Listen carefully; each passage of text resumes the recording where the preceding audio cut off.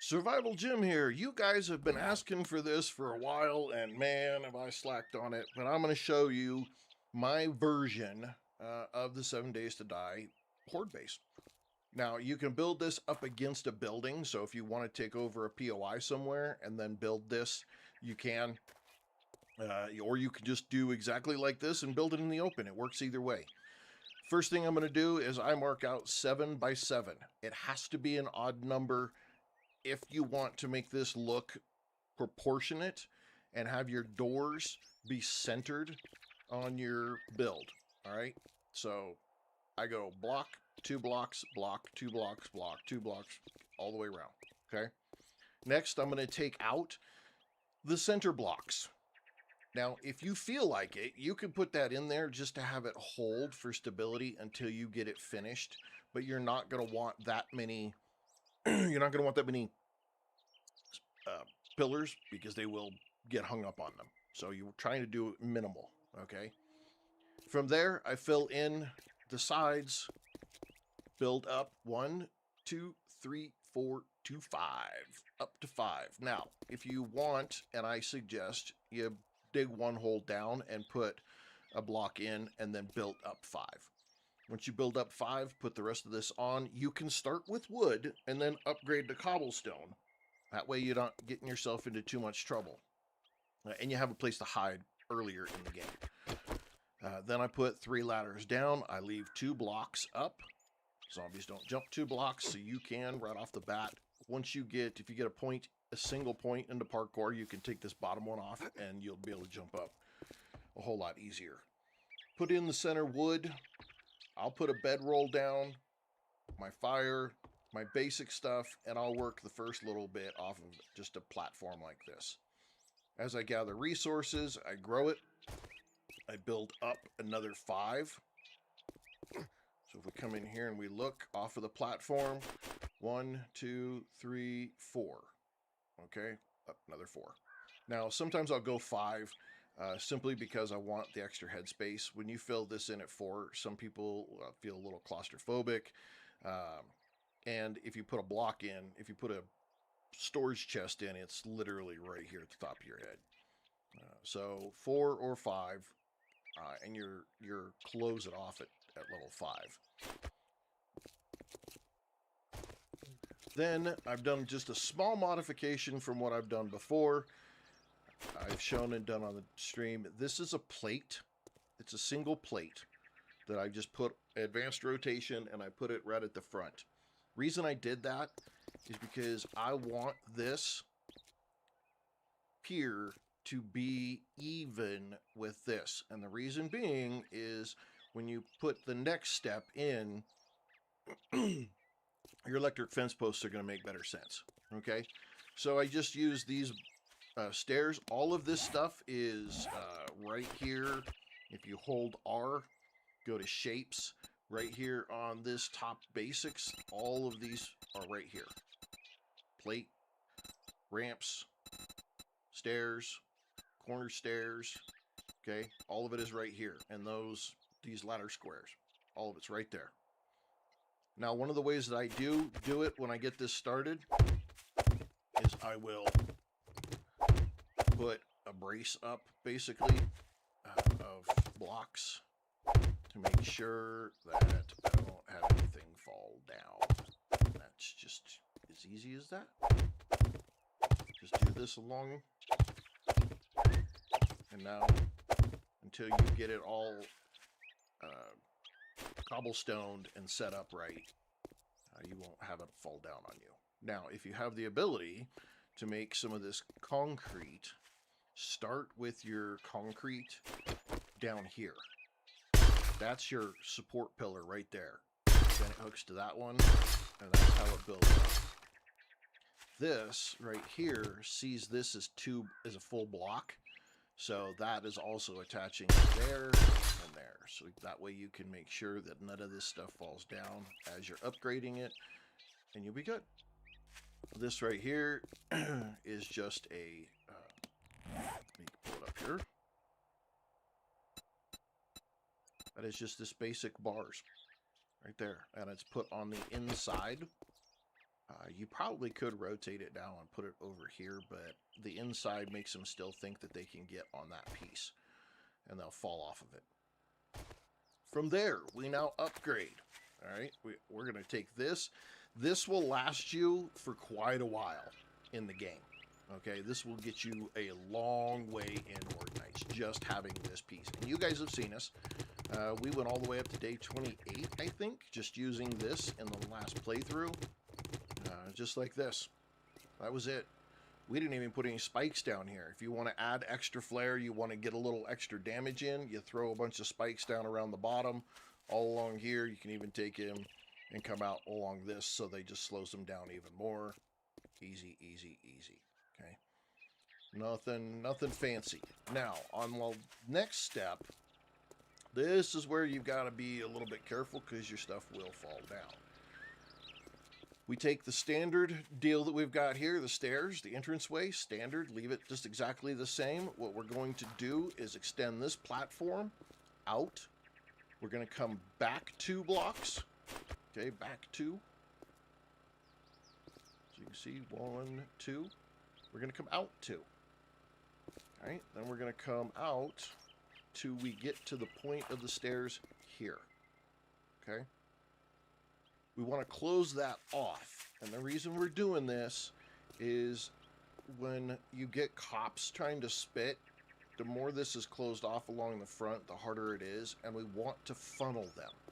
So this forces them to, if they get pushed up, they'll get pushed off outside the door, or they're going to push each other straight down the center. Now, I'm not going to go down the center because I don't think I turned the electric fence posts off. Square this off, okay? You want 1 block on each side. Your zombies are going to fall through these holes on the outsides, okay? You're going to come out 1, 2, 3, 4 on your 5th one out. You're going to make sure you put a pillar out here, okay? This still counts as support, and when you get it up to titanium, and you're using the forged steel, and you've got forged steel all back here and forged steel up here, you can take these pillars out. I've never had a problem leaving them there. They just add extra stability to the entire design. Again, our plates right here, our path, and as you can see, they run right into those electric fence posts. You're going to square all this off. We still have our standard pillars right here, the same ones right there. Again, out 2, back 2. And then you're going to go your 4 or 5 up. 4 or 5 doesn't really matter. It just depends on how compact you want it to be, because you can go right. Well, no, you want to go 1, 2, 3. You want to go at least 3 and put it on the 4th. You can make it the 5th if you would like to. It does work. You're going to come out from your center point too. This is where your normal piece was at, so this should be a wall you already have. You're going to take it out, make an entranceway, and you want it to be 2. This is why we come out so far, because we want to be able to get to these to repair them. Okay. Now you can go 4 if you've only got room for 4. You can go 4, you can go 5. Typically I like 5 because, man, when you get later in the game, you don't have to add another one. If you get later in the game and you're still having problems, you can add. You can just take this wall out and move that stuff that way and add more. Same on this side. Break out your wiring tool. You're going to need a generator. I use a switch and then a relay to relay, and then this relay can be on this front wall or it can be on this back wall. It doesn't matter. Typically the back wall is a little safer because if there is splash damage from a demo, it has a risk of actually taking it off of the front wall. I haven't had it very often do that, but it can. Then I just run the connections to all 5 of these. I connect to one, and then I just run right around and I connect to the other one. Now, you really don't want to go any wider than that, because the distance you can run the electric fence posts between each other, I think the top is 7. So we're looking at 1, 2, 3, 4, 5, 6. we go one more out, I do believe it ends right there. So that once that's set up, again, as you go along, you just keep increasing the durability of all the blocks. Concrete, cobblestone, concrete, and then you go up to the forged steel as you move along. Make sure this is where you're wanting to upgrade first. This right here, that plate right there, these items around here, and then around this door, and that stability is where you want to get it first. Once you do that, well, that's your basic setup right there. Now, I left this open back here on the backside just so that you could see that if you cut this off right here and you had this, you could have a base building, a POI, attached to the backside. If you want to build this out here just normally, then this is what you've got. Now, you can take this, and when you have this base over here, you can just extend this base. If you're building in the wild, just extend this base off the sides. 1, 2, 3, 4, 5, 6. And then you just build another square off the back.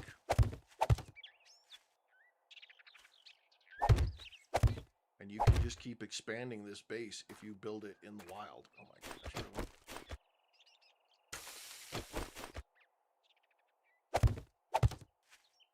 And you just keep expanding this out. And back. And everywhere you go, you can then expand off to this side. You can just keep filling these in squares. Just keep building out. And then when you get to a point, you can start putting your all your stuff on the roof, put a ladder in, and go up on the roof and do it that way. So this is the basic design. This is how you do it. You start with a 7x7 block. Mark out your 7x7. Build yourself a platform with that. Add your ladder to the back. Put a door on the back. Then you want to add your front piece here. Use just your standard building blocks to create the support so it doesn't fall down on you. Put your gate up there. Get it upgraded. There's and just keep adding up. You can do different variations. You can add different pieces. You can put a blade trap on the outside of one of these sides. You can put blade traps underneath on the bottom here, so when they fall off, they're hitting blade traps. There, you can put blade traps right on the side of this. There's lots and lots of additions and options you can build off of this. So use your imagination. But this is the basic. This right here really is the core of this base. This stairwell, that pillar, that plate, and that rail. And then you can build anything you want off of this. And again, variations go through the roof. The last piece I'll show you here on this one that I will do towards end game is I then take dart traps. And I will put dart traps, make sure I get this right down the middle. Oops.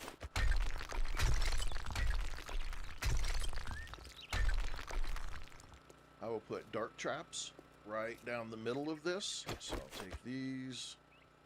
I always hate how these go. I can never figure out. Yeah, there we go. You gotta go advanced.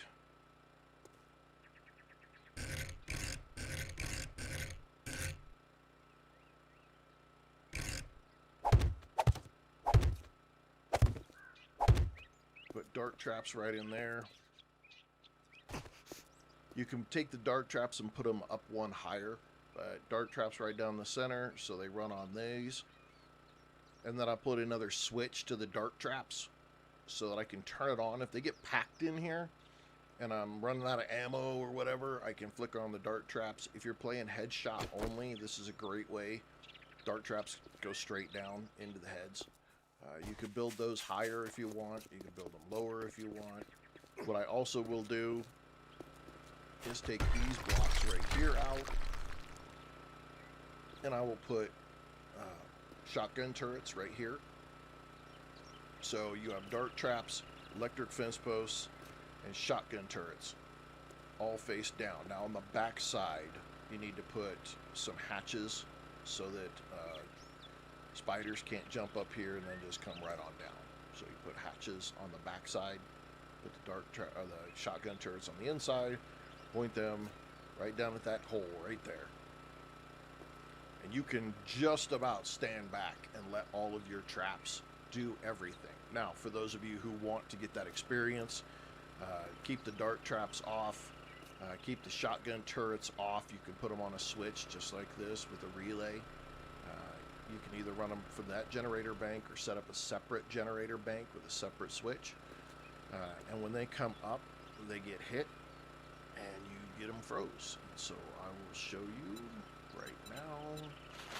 Set Marlene's to come in. Trigger them.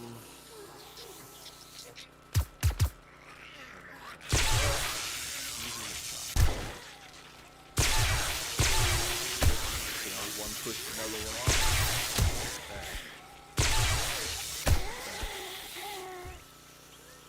And you just stand right in this gap. Now, like what we did in the recent playthrough, we've got this open 3 wide, so you can get your friends in here as well. And that's all it takes. Easy, easy, easy. This is worked through, oh, I don't know, since at least 1.0, probably even before 1.0 on 7 Days to Die. That's how good this has continued to work. Rack up the experience points big time. And then again, variations as well. She can't go. She's like, what am I doing? There's variations. You can dig this down. So when they fall even further. Just make sure you have a way for them to get out. We did that in the experimental playthrough of 3.0. They fall all the way down, and then they have to come back around. Buys you more time, keeps crowd control is what you're after, because if any group of zombies builds up on one block, they can take it out. Now, prime example here, I'll show you here. We've got this built, right? Oh, well, that's gone. It's still standing, right? Oh, look at that. That's gone. It's still standing. Wow. Oops. There we go. You got to take out 3 full pillars before this starts to come down.